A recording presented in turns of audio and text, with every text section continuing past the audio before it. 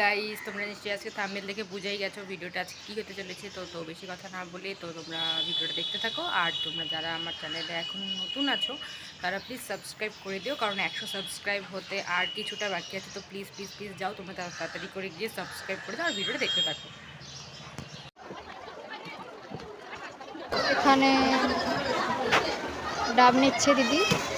এখানে ডাব নেওয়া কমপ্লিট হয়ে গেছিলো। তারপর আমি মন্দিরের ভেতরে যাচ্ছিলাম পুজো দেওয়ার জন্য। মানুষের ভিড় তো অনেক ছিল, লাইনে দাঁড়িয়ে দাঁড়িয়ে আমি তো আমার ভালো লাগছিল না, কিন্তু কি করবো, পুজো তো দিতে হবে। আর তারপর আমার এখানে লাইনে দাঁড়িয়ে অনেকক্ষণ লাইনে দাঁড়িয়েছিলাম। তারপর পুজো দেওয়া হয়ে গেছিলো, মোমবাতি ধূপকাঠি ধরানোর ছিল, যেহেতু মন্দিরের ভেতরে ধরাতে দেবে না, তাই আমি বাইরে গেছিলাম। তো তোমরা ভিডিওটা দেখতে থাকো। আর আজকে সেরকম গরম ছিল না, দেখতে থাকো ভিডিওটা।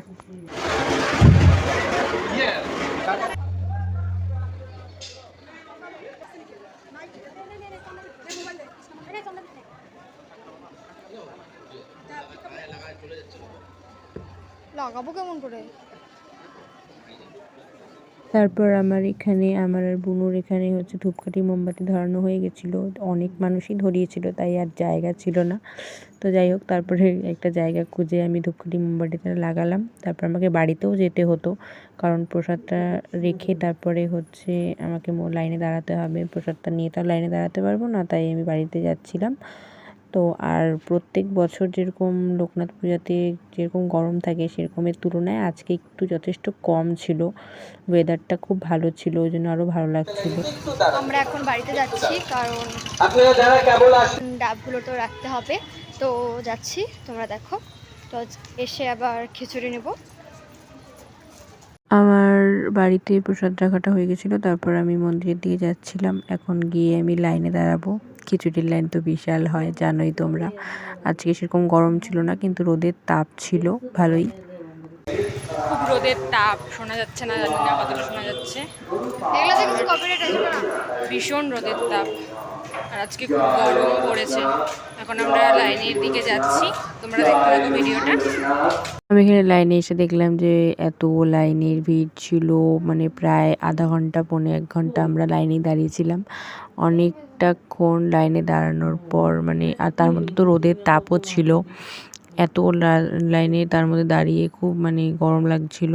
গরম ছিল না, কিন্তু আমাদের গরম লাগছিল। তো তারপরে আমরা লাইনে দাঁড়িয়ে আর বেশিক্ষণ ছিল না খিচুড়ির ওখানে। তারপরে ফাইনালি পৌঁছে গেলাম। তারপরে খিচুড়ি বিতরণ হচ্ছিল।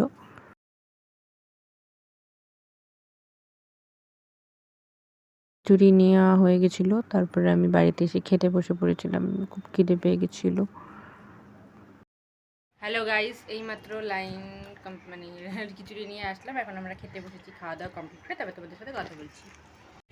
হ্যালো গাইস, আমি তো অনেকক্ষণ আগেই চলে এসেছিলাম মন্দিরের ওখান থেকে। তো আসার পর দেখলাম যে বাড়িতে মামি এসেছে।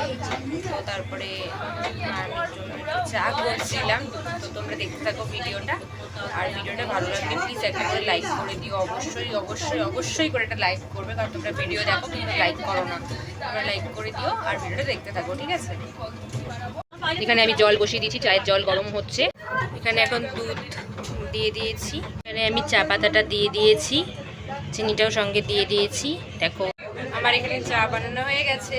দেখো চা বানানো হয়ে গেছে, এবার আমি নিয়ে যাবো। জানি না চাটা কেমন হয়েছে।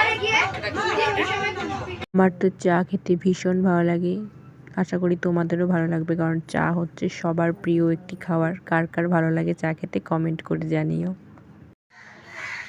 হ্যালো গাইস, ভিডিওটা আমি আজকের মতন এখানেই শেষ করছি। দেখা হবে তোমাদের সঙ্গে নেক্সট ভিডিওতে। ভিডিওটা ভালো লাগলে লাইক করো, কমেন্ট করো, আর চ্যানেলটা যারা নতুন আছে তারা প্লিজ সাবস্ক্রাইব করে দিও।